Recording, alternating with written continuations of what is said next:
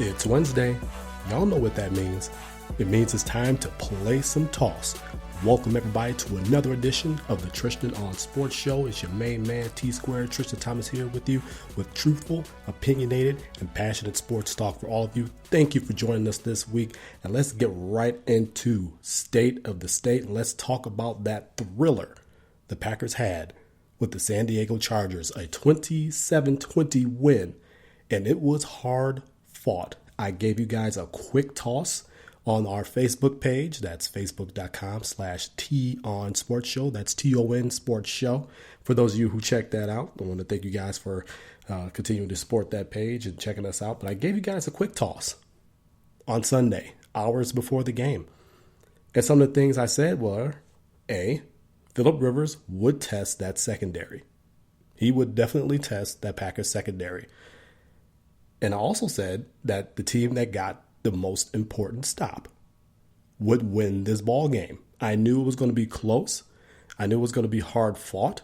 Do not be fooled by the Chargers' record. They played a lot better than their record shows. And that's exactly what happened.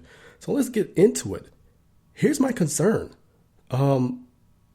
This is probably the third week that we could say this, that the offense has been a little bit off. Now, last week on Toss, I spoke about how they just came up against two relatively good defenses. And I really truthfully still feel that way.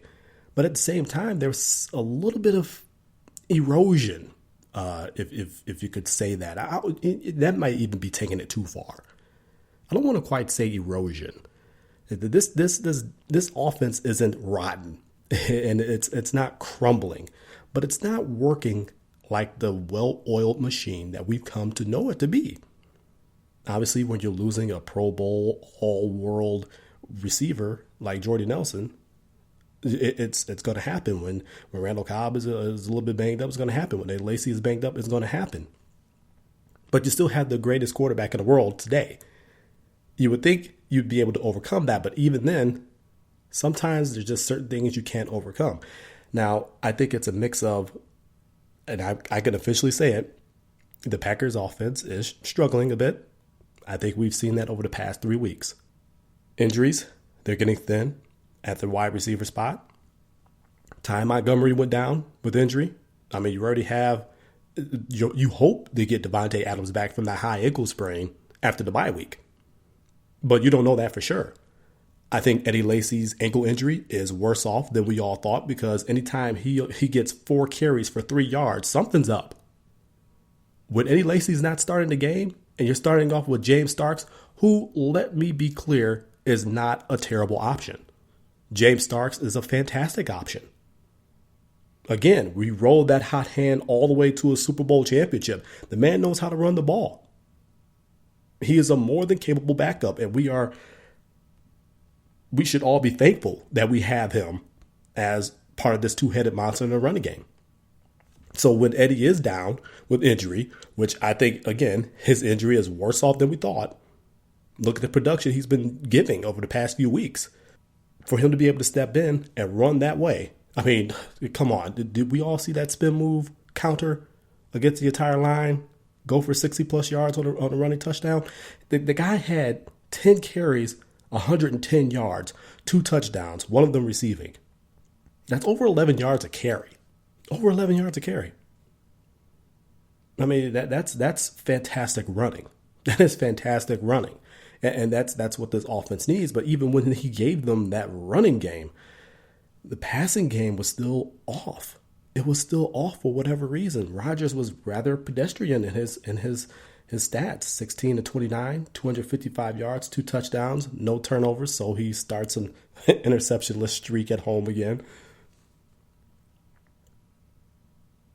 I really can't put my finger on what exactly is going on with this offense. Is it injury? Is it just that point in the season where you were playing so well at such a high level, then you have that kind of like that valley, the peaks and valleys of the season? Maybe they're just in a little slump right now. And it's hard to say they're even in a slump. They're still putting up 20-plus points, minus the San Francisco game when they put up 17. But for the most part, you're still putting up 20 plus points. And you're still winning ball games. You're 6-0 after the victory. It's you don't want to complain about a win, but at the same time, you have to look at it and say, okay, something's up. Something just isn't right. It's just for the past 3 weeks, really. I mean, like I said, they've gone up against some good defenses. And give credit to the San Diego Chargers secondary. They played every single receiver for the Green Bay Packers tough. Nobody really had a huge game to speak of. Starks had a 5-yard touchdown reception. James Jones had a nice back shoulder catch for a touchdown that was like 8 yards. Jeff Janis was really the big play guy. What did he have? I think he had over 76 yards receiving, something like that. Nobody really got off. As far as the Packers received, they just couldn't get any kind of separation. So you have to be able to give the Chargers secondary credit for doing that. They came to play. Again, like I said, I believe that they are a much better team than their record shows. And I know people are going to go out there and say, oh, well, well, you know what they say. You are what your record says you are. In some cases, yes, but in some cases, no. Some cases, teams are better than what their record is because they play a lot better. They have a lot of tough losses. I think San Diego is one of those teams that has played well enough to win, but it's just a play here and a play there, and they just haven't been able to get the job done. They'd moved to 2-4, I believe, now after the loss. But give them credit. They played the offense tough. You have to give those guys credit. They played them extremely tough, and they made life difficult for this offense. And life has been difficult for this offense for the past 3 weeks. Again, it's just really hard to put your finger on what exactly is going on. I just don't know. I watched the game and I've watched it. I've watched it twice now. I watched it live and I went back and I watched it again just to see if there was something I'm missing. And I like to go back and watch games and look at the intricacies of the game and see, what's going on, who's doing what, the matchups and what the schemes were, things like that. I like to analyze the game. I like to break it down. But I just couldn't put my finger on it. Like I said, you got to give the Chargers secondary credit for what they did. Those guys could not get separation from them. They stuck to them like glue, which is exactly what you want. That's the only chance you're going to have in trying to beat the Green Bay Packers. When Aaron Rodgers breaks out of the pocket, starts scrambling around, extending plays, you need to be stuck to those receivers like glue. And that's exactly what they were all game long. They made Aaron Rodgers look pretty pedestrian. And that's a tough thing to do. That is a tough thing to do. He's the best quarterback in the world, period. So to make him look the way he did, and to make this offense look the way that they did on Sunday, that's an incredible job by those guys. They were in the game. All the way to the end. And that's the incredible thing. They were in the game. They only had a chance to tie it, to send it into overtime. Those guys played hard. You have to give them absolute credit for that. But this offense, it makes you a little bit concerned. I'm not saying let's press the panic button unless you talk about Eddie Lacy, because who knows what's up with him.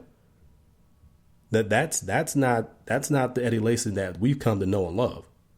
That's not the hard running, you can't pull me down, bowling ball full of butcher knives Eddie Lacy that we've come to know and love. There's something a little bit more with his ankle than they're willing to admit, but you can see it on the field. 4 carries, 3 yards. That's not going to get it done. Thank God for James Starks. At least you're going to have some semblance of a running game while Eddie Lacy tries to get healed up. And thankfully, the bye week is coming up. A lot of guys need it. We got a lot of guys banged up. Hopefully you see a lot of them come back after the bye week. But let's get over to this defense. This defense that I'm hearing a lot of people having a problem with. This defense that is coordinated by Dom Capers, who, for the longest, everybody's had a problem with, in which I still tell all those people to shut up and be quiet. Sit down, be quiet, stuff a few pretzels in your face, drink a beer responsibly, do something. But stop talking about firing down capers. That's an idiotic statement. And it was only fueled even more this week by the fact of when you look at Phillip Rivers' stat line. And what an incredible stat line it was. 43 of 65. 503 yards passing and 2 touchdowns with 0 interceptions. 503 yards passing, 2 touchdowns, no interceptions. That's the first time in league history that there's been a 500-yard passing game and no interceptions. And I also believe it's the first 500-yard passing game that's come in a loss, I believe. I might be wrong about that. Let me know on the Facebook page if I'm wrong about that. I'll correct that. But I do know that it's the first 500-yard passing game without interceptions, which is incredible. You would think a guy chucking it 65 times that this defense would have been able to come away with the interception. And don't get me wrong, they had their hands on some passes. The Packers had their chance to come away with some interceptions, at least 3 that I can remember, where it hit the guys right in the hands and it just dropped it, or just went right through their hands. They did get pressure on them. I believe they had 3 sacks. So it's not like they weren't getting pressure on them.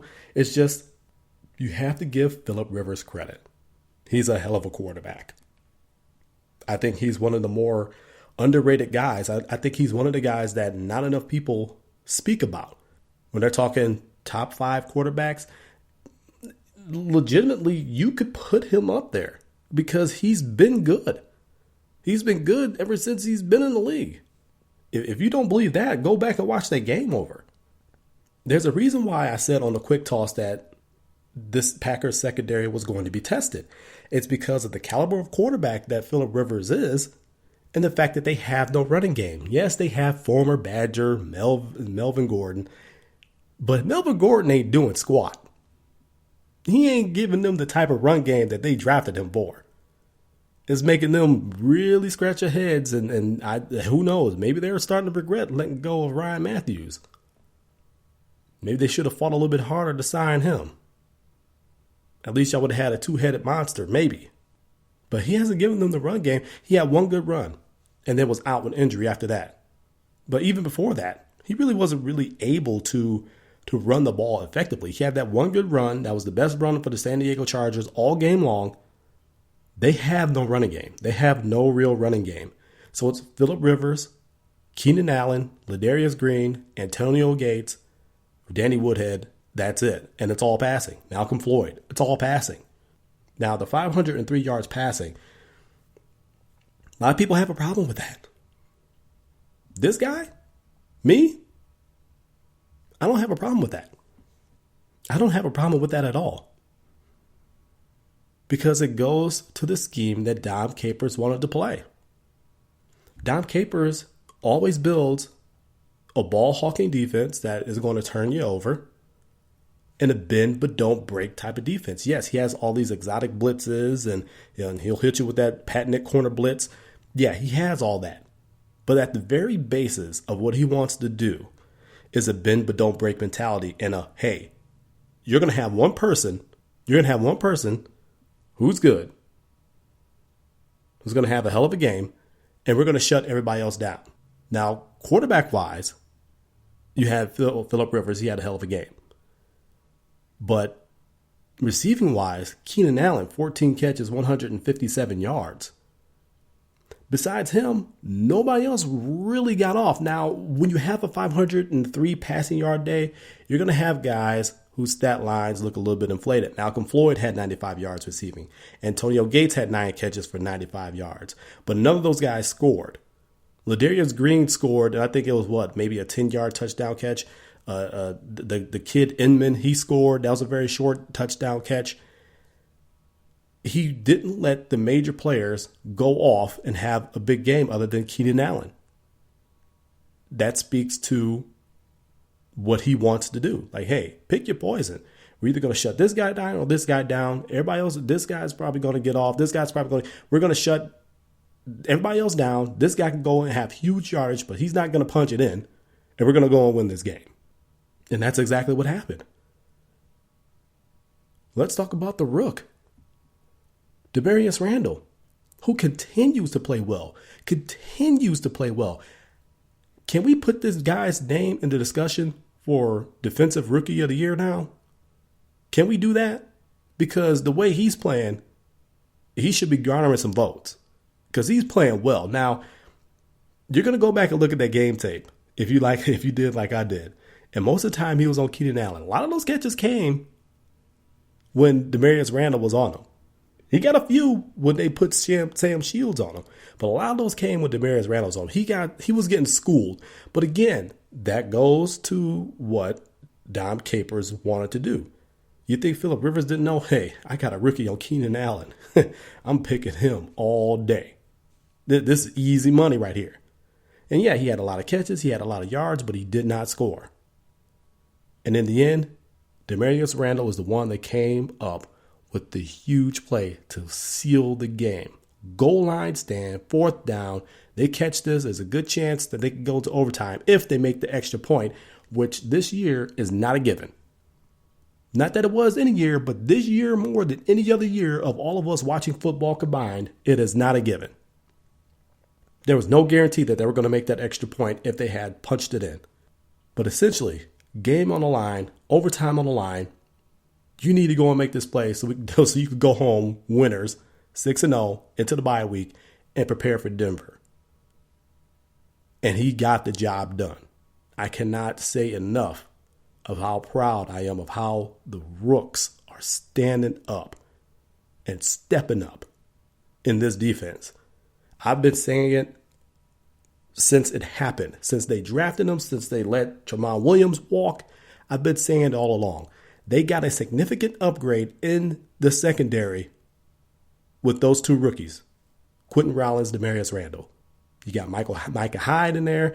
You put in Casey Hayward, Sam Shields. We know what he brings to the table. You have one of the better secondaries in the NFL. I don't care what anybody says. I'm not saying that they're the best. I'm saying they are one of the best. You could put them up in that group of 5 to 10. You can do that. That's how well that they're playing. That's how well they're playing. Got to give those guys credit. You have to give those guys all the credit in the world. They continue to step up. They continue to learn and grow before our very eyes. And it's doing nothing but benefiting this defense. And if anything, I think this win, this game really showed what this team can do. It used to be if Aaron Rodgers wasn't on, if this offense wasn't on, there was no chance we were going to win that game because the defense was a sieve. They were going to give up points. They weren't going to be able to make that critical stop, and we're going to lose the game. This year, not the case. Not the case. That this defense really has won games for us and kept us in games until the offense has gotten back on track. That's not something we've seen in a long, long time around here. It's a gritty team. It is an absolute gritty team. And I enjoy seeing that grit, that fight, that fire, that determination. Because sometimes you're just not going to have it all on offense. Sometimes it's just not going to be there. But if your defense can keep you in that game until you guys can make just enough plays to go and get just enough points to just win the game, that's all that matters. Some people out there have a distorted view on how a football game should win. They're thinking we should be going out there and be scoring 45, 50 points each and every single game because we got the greatest quarterback in the world. That's not the case. I don't care if we win by 45. I don't care if we win by 1. Hell, it could be like fantasy football and real football. I don't care if we won by 0.5 points. A win is a win. A win is a win. I don't care how you got it. A win is a win. 1-0 for the week is 1-0 for the week. 6-0 overall for the season is 6-0 overall for the season. You think anybody gives a damn how they got there? Keep that fire. Keep that grit. Keep that determination. That's what I like to see. I like to see that in my football team because that means they can get down and dirty and they can get ugly and they can win any type of game. This type of defense is what you need come playoff time. If those guys are dirty and nasty and filthy and gritty and tough and determined right now, and they keep that fire, especially going into the playoffs, who's going to stop them? You get this run game back on track, help out Aaron Rodgers, who's really going to stop them? But we're a long ways off from that. I know that. There's 10 games left this season. Long ways off from that. But this is the type of fire and grit and determination that I like to see. This is the type of win that tells you a lot about a team. A lot. So congratulations, guys. You're 6-0. Tough win. You guys fought hard. Came down to the last play of the game. The rookie stood up and said, nope, not today. And you leave 6-0. Get healthy over your bye week. You got a tough one coming up with the number 1 overall defense in the NFL in Denver. We have to go to Denver, go and play those guys. And I don't care what anybody says. You can say Peyton Manning is starting to decline or is declining or is in decline or has declined, whatever superlative you want to put next to it. But he's still Peyton Manning. That mind is still there. And they have the number 1 defense in all of the NFL. When was the last time? And this is, side note, this is a really tough thing to see. All those years that Peyton Manning was Peyton Manning, he never had a legit defense. Not once. The one year he gets a straight legit defense, number 1 in the NFL overall, and he's not Peyton Manning. It's heartbreaking to see that. But you know what? We got business to attend to after this bye week. So again, get healthy, guys. Enjoy your bye week. Rest up. You got a tough one coming out of it. I think you guys can go up there and get that win, but that's a tough task going to Denver up against that number 1 defense. You got to solve some things on offense, and that defense has got to stay together as well. So that's going to be a definite good one, but we got a couple weeks to wait on that one. Moving on with State of the State. Let's get to Bucks basketball. They did have a preseason game tonight as I am taping this. They won that preseason game against the Minnesota Timberwolves at the Kohl Center in Madison. I believe the score was, I want to say it was 106-87. I might be wrong on that, but it was somewhere along the lines of that. Preseason scores I really don't like to keep track of. What I like to keep track of is the growth of a team. The game I want to go back to is the 105-101 loss that they had to the Washington Wizards this past Saturday. And really, I could correlate both games, both tonight's game and last Saturday's game. There's questions. There's questions about this team. The more you watch them, the questions I have, like obviously the starters were what they were. Some were good, some were bad. Jason Kidd continues to mix and match his lineups as we know he usually does. He's going to do what's best for the team. He's going to continue to mix and match those starting lineups up. That's standard fare. We understand that.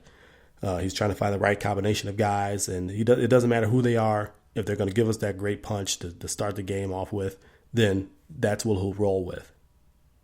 I have questions about this bench. That's where my questions are. Now, Saturday's game against the Wizards, you had a couple of guys that had some good performances. You had John Henson. He came off the bench. He had 12 points, 13 rebounds. Like I said, well-deserved extension for him. He's going to get a lot more run. He's going to get a lot more time. With Ilyasova being out of the lineup in Detroit now, he's going to get a lot more time. I'm excited to see what he's going to be able to do with that time. And so far, so good. Double-double on Saturday. He had, I believe he missed only one shot in tonight's game. I believe he had 11 points on 5 of 6 shooting. Chris Copeland was another guy in Saturday's loss to the Wizards. 16 points, 6 rebounds, came off the bench. He gave them some 3-point shots, but overall he was 2 for 9 from 3. Now, granted, 16 to 6 coming off the bench. Hey, I'll take that. 12 and 13 coming off the bench from John Henson. Hey, I'll take that. But who else is going to contribute? And not only who else is going to contribute, like I got you.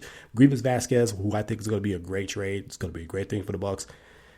He's going to give us something off the bench. Absolutely. That is no question. Is Rashad Vaughn going to give us something? Hey, he's been showing over the preseason that he should be considered for this rotation. So I think he will give us something. OJ Mayo, obviously you know what the juice man is going to give you. He's going to be pretty good. But my problem is last season, this bench got off to a fantastic start. First half of the season, they were A+. Second half of the season, they tailed off. And it really hurt the team. And you see kind of those tendencies so far in the preseason. Those guys have kind of tailed off. The starters will go out there, they'll get a lead. That second unit comes in, and then all of a sudden, there goes the lead. It's shrinking. Even happened in tonight's game against the Wolves. Those guys came in, starters came in, they got off to a good start, and then they ended up being down because the reserves couldn't hold the lead. Preseason is a time for guys to come in and gel, and you start getting that chemistry. You start seeing what combinations work. You're getting back into game shape. You're getting back to the flow of things. But it's also a time to kind of look and evaluate the team. The season starts next week, and you're going to need some significant development in order to be a good squad. Now, you have an entire season in order to do this, but you like to see advancements in that in the preseason because that is what it's for. And bench-wise, I haven't really seen the cohesion from that group. No matter who's coming off the bench, like I said, Jason Kidd mixes and matches his starting lineups. So no matter who's coming off the bench, I haven't seen that cohesiveness. I haven't seen that fire that they had in the first half of the season, in the last half of last season, and so far in preseason. And it's concerning. It is concerning. Maybe guys are kind of taking it lax because it's preseason, trying not to get hurt, getting some run, just trying to get that chemistry, trying to gel. I don't know what it is, but I'm hoping that there's some answers for it. I'm hoping those guys get together and they become more consistent, because that's what you need. Starters can't go out there and play a full 48 minutes for 82 games. Not going to be able to do that. So those reserves, those bench guys, that bench mob is going to have to come in and be an impact. They're going to have to be an impact. And they're going to have to sustain that impact for a full season, because there are going to be some nights that your starters just don't have it. You guys got to come in and pick them up. Give them that boost. Give them that jolt. Get them into the game. They need to be good all last year, all this year. They need to be good for a full year. They cannot afford to have that fall off. It really, for me, it has nothing to do with expectations that everyone is putting onto you. Because in the end, it doesn't matter what expectations the outside world is putting on you. You guys have to go out there and perform for each other. Play with each other. Play for each other. You should want to be better. You should want to improve. You should want to grow. You should want to evolve. Until this effect, I haven't seen that. Not all over the board. Obviously, there's improvements from some guys, but as far as the bench, I mean, really, the only guy who's coming off the bench, who has come off the bench consistently in the preseason, John Henson, has been a guy that I've seen has really, really improved. And again, with more time, that's going to be a great thing for him. I think that's going to be a fantastic thing for J Hook. But we need all the guys to not only step up, but sustain. They need to be consistent and sustain that consistency all year long, and not just for half the season. Can't afford another tailspin like that. This is a growth process.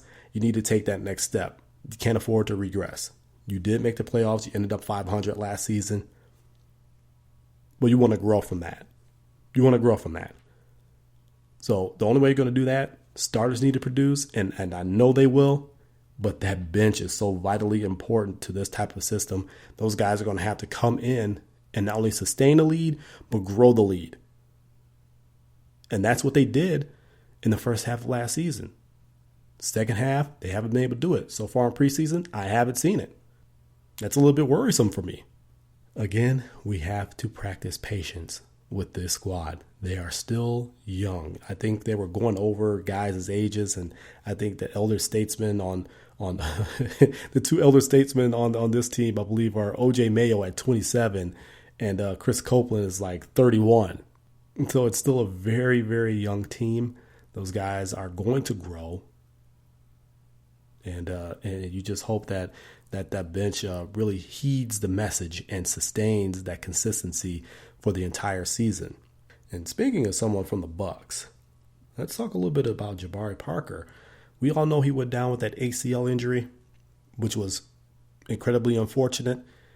Last season we're talking, not this season. Don't be alarmed, Bucks fans. Nothing happened. He's still on track. But he went down with that ACL tear last season, and he was just getting lathered up. Had a bunch of double-doubles. I mean, you could just see it. He was starting to get it. The game was starting to slow down for him, and he was starting to produce. And you were just like, oh, man, it's okay. Those big games is about to start coming. He's about to be a monster. Then, boom, happens. ACL tear in Phoenix, gone for the season. Well, he's still rehabbing. The Bucks are deciding to bring him along slowly, and there's reports out there saying that he may not play for the first few weeks of the season because they want to bring him along slowly. They're saying he's not ready. He's not ready. You probably won't see him for the first few weeks of the season. I know that's going to be disappointing for a lot of people. They want to see Jabari. You know, he's been a great guy in the community, a great ambassador for this team. But I don't blame them. This is one of the cornerstones of the franchise. This is one of the cornerstones of owning the future.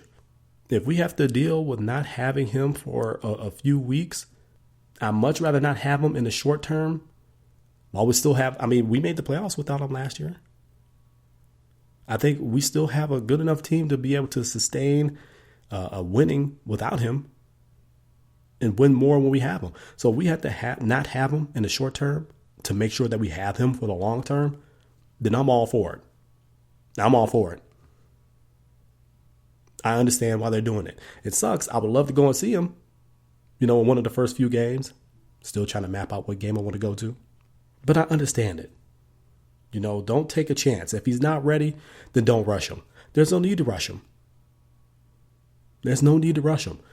Let him get back when he gets back. Take your time. If it's going to be 2 weeks, 3 weeks that we won't see him during the season, then so be it. That just means more when he comes back. He's just going to add another dimension and add another height to this team when he does come back. I would much rather have him back at close to 100%, if not 100%, than to have him back at 80 to 85%. There's no reason to rush him back. So I'm going to ask everybody to practice patience. That is the key with this team. Patience. You have to have it. You have to have it with this team. You have to have patience because they're young and they're growing. You got Jabari Parker, who's coming off of a significant knee tear. You got to practice patience.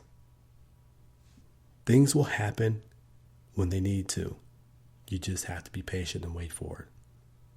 There's good things coming ahead with this Bucs squad, everybody. There's no need to rush them back to the court. Let's not press the panic button on the bench right now. Just keep your eye on it, but practice patience. And that's the state of the state. The Packers' offense is struggling, but the defense is not. They're gritty, and they're helping this team win. Phillip Rivers is an underrated quarterback. They pretty much torched that secondary, but they still stood tall because it came down to the secondary making a play and winning that ball game. The Bucs are still in preseason action. They open up the season next week. Still got some questions, still got some learning, still got some growing to do. That bench mob needs to be a mob all season long. Jabari Parker, we may not see him for the first few weeks of the season, but I'd much rather have him back at 100% than 85%. And the key word for this team is patience. Patience, everybody. Coming up on Toss, we're going to get into the Toss sweep. And I'm just going to give you the keyword. Stupidity. Find out who I'm talking about next.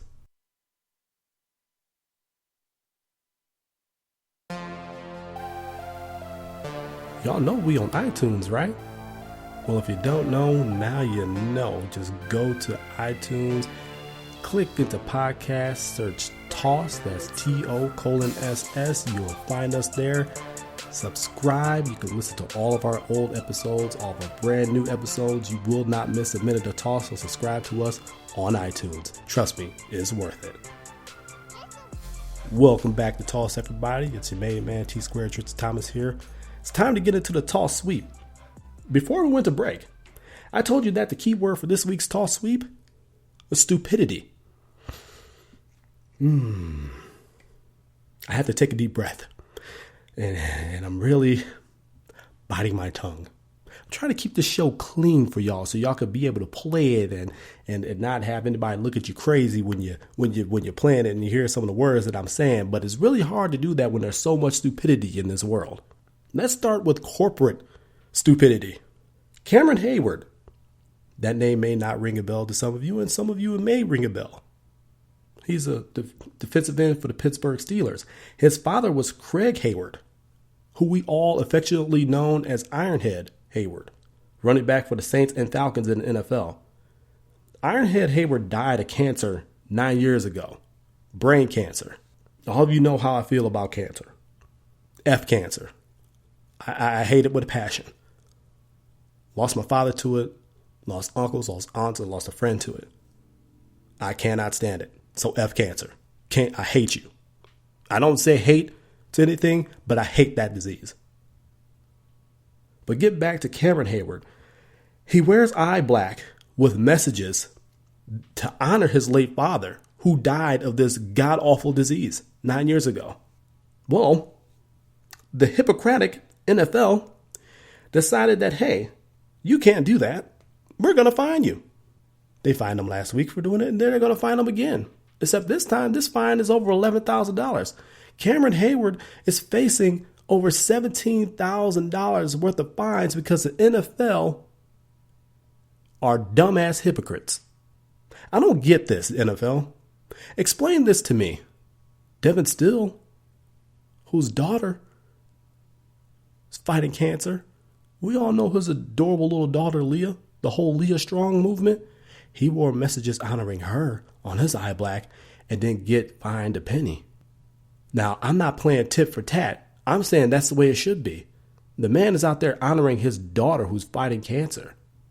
He should be able to write messages on his eye black as a salute to her, as a tribute to her. That man shouldn't have to pay a fine for that. It's nothing vulgar. It's inspiring. But you want to go and fine Cameron Heyward for doing the same thing, honoring his late father who died of brain cancer 9 years ago? And then turn around and have the audacity to do two things. One, you have this crucial catch campaign where you have everything pink from toilet seats to ass wipe. Everything pink. You approve that. You can shield that. I said it last week. Who knows how much of that money is actually going to the charity that you claim this crucial catch campaign is for? We don't know this. You hear all kinds of reports about all these charities who have CEOs that need to get paid, and most of that money goes to them. 6-figure salaries. Some of those reports may be erroneous, but some of them may be true. But they're out there. You have the audacity to find this man for honoring his father who died of cancer. Then you have the audacity to turn around and run a campaign to fight against cancer. How stupid is that? How idiotic is that? How hypocritical is that? And then to add insult to injury, on top of all that, they have the nerves to be running TV spots with the tagline, NFL is family. How dare you? Do not throw that garbage in my face and try to act like you're some caring family. Last I checked, family didn't sue family. Why y'all still tied up in the courts with Tom Brady? Last I checked, family didn't fine family. Why are y'all fining people for wearing eye black with messages to honor their family who died of this disease that y'all have a campaign to fight against. Y'all got a lot of damn nerve. Y'all got a lot of damn nerve. You call yourself family, but then you go and do this stupid mess. You do this garbage. How dare you? It's unbelievable. It really is. It's unbelievable, and it makes me angry. I see no problem with somebody wanting to go and honor their father or their mother or their daughter or their son who is fighting this disease, who has fought and beaten this disease, or who have fought valiantly and died for this disease because of it.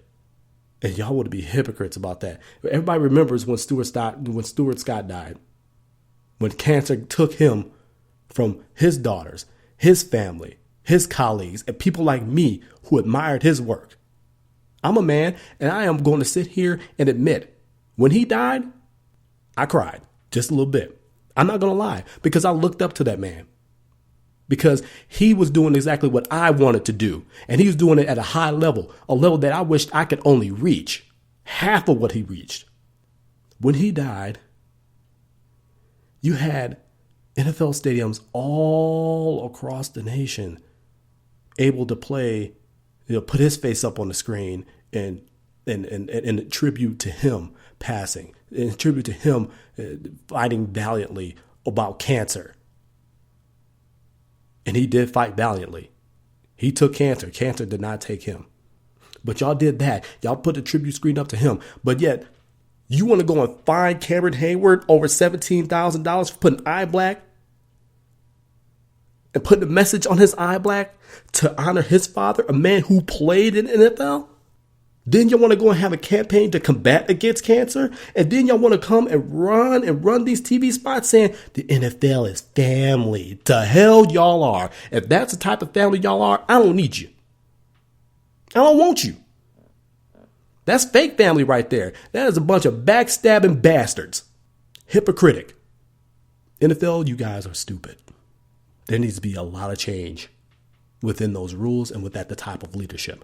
Because you guys need to take your head out of your asses and realize what's important and not try to find every reason to take money away from these guys, because every chance you get, you're trying to take money away from them.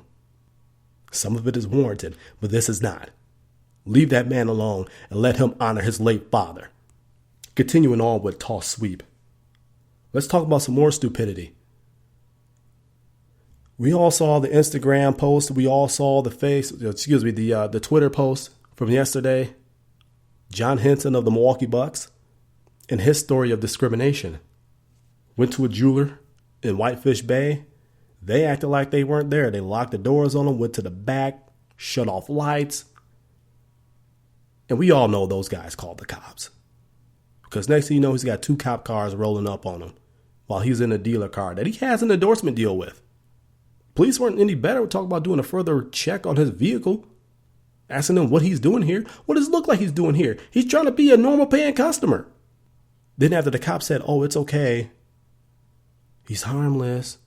Oh, you want to come and open the doors up? No, at that point, he didn't want to buy anything, and I don't blame him. And you know what? I applaud him for putting that jewelry store on blast. And I'm not going to sit up there and even say the name of the jeweler, because I'm not going to give them any more run.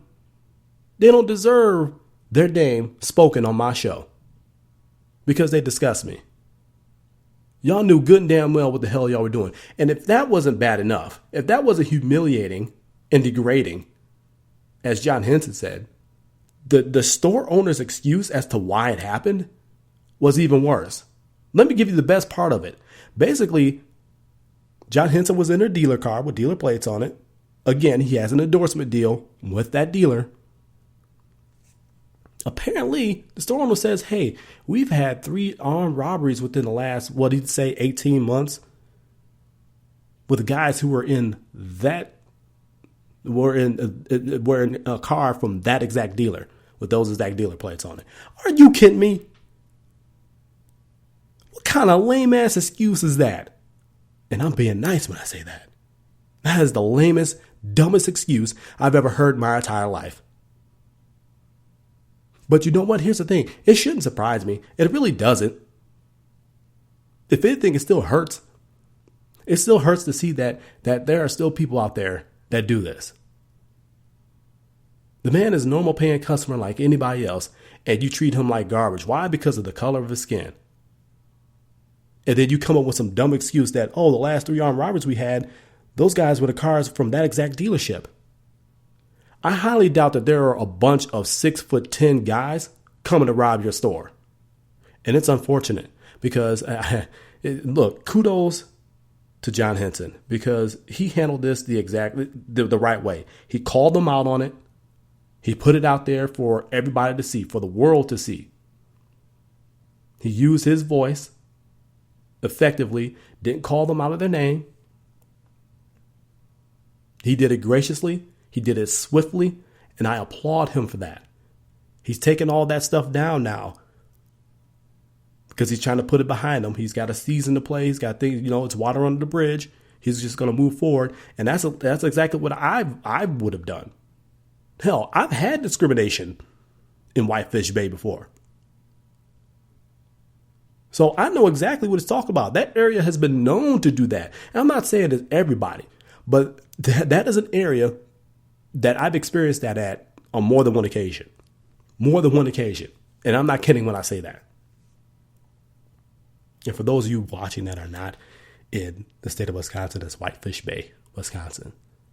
A little suburb. Kind of on the outskirts of Milwaukee, but if you cross the street, you could pretty much be in Milwaukee. It's not that far away. It's a hop, skip, and a jump away. It's unfortunate. But I like the way he handled it. The thing is, the store owner came through, and I guess he went and talked to the Bucks, and he met with John Henson and the Bucks and explained himself and gave a quote-unquote, and I'm doing the air quotes right here, sincere apology. Right. You mean an apology to save face? To save your business?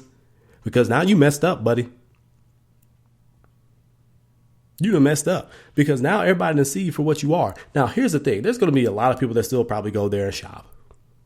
It's probably not going to stop their flow too much. But people see you for what you are. And don't think it's not going to have some type of harm upon your business. Your reputation is shot. It's shot. And deservedly so. Anybody that's cowardly and stupid and bigot enough to do that deserves whatever damages comes to their business. I'm not talking about physical damage. I'm not talking about people smashing and grabbing, things like that. I don't wish that upon anybody. But what I do wish upon people is that the evil that they do upon someone else, they get that in return. So if that means that you go a month, 2 months without sales, or your sales start to decline, that's on you. Because that was no safety precaution that you took. That was flat out discrimination. That was flat out profiling. And whatever results that are bad that comes as a result of that, it's your own fault. You brought it on yourself. Again, I don't want anybody to go and loot this place because that's not the answer. But people boycott shopping there, even window shopping there, that does more. So kudos to John Henson for using his voice, using his platform to get that out there. Because this happens to a lot of people every day. And they don't have an NBA platform. They don't have a lot of people following them on social media. They don't have a lot of people going to watch them play. And so their voice goes really unheard. But kudos to him for making sure that his voice was heard, that situations like these don't escape.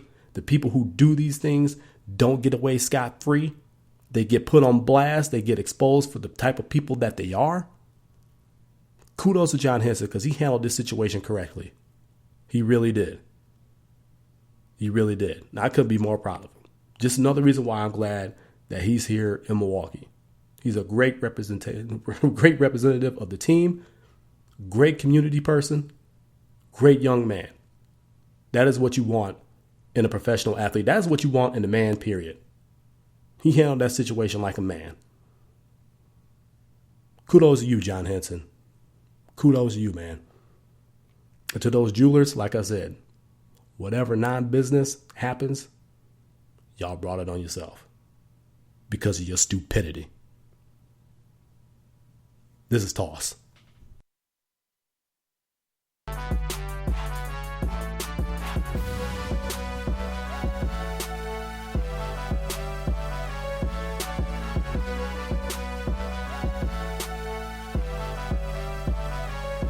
All right, everybody, it's time for me to get on up out of here.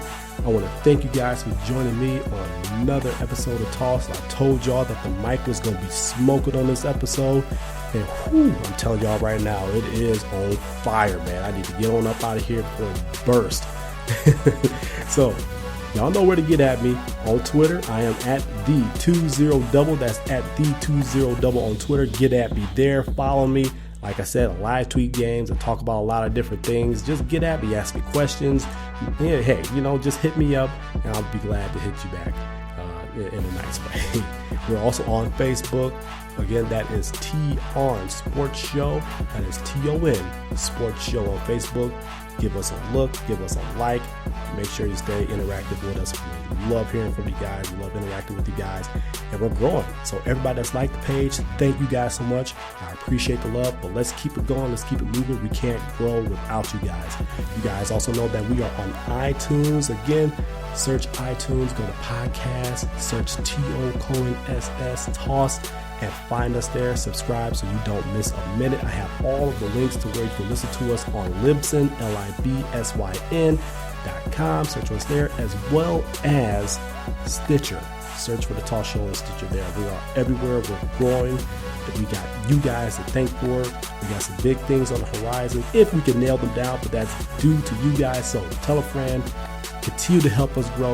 We're continuing to learn. We're continuing to grow for you guys. That's what we want to do. We're going to continue to bring you that hot, truthful, opinionated, passionate sports talk that you can only get from me.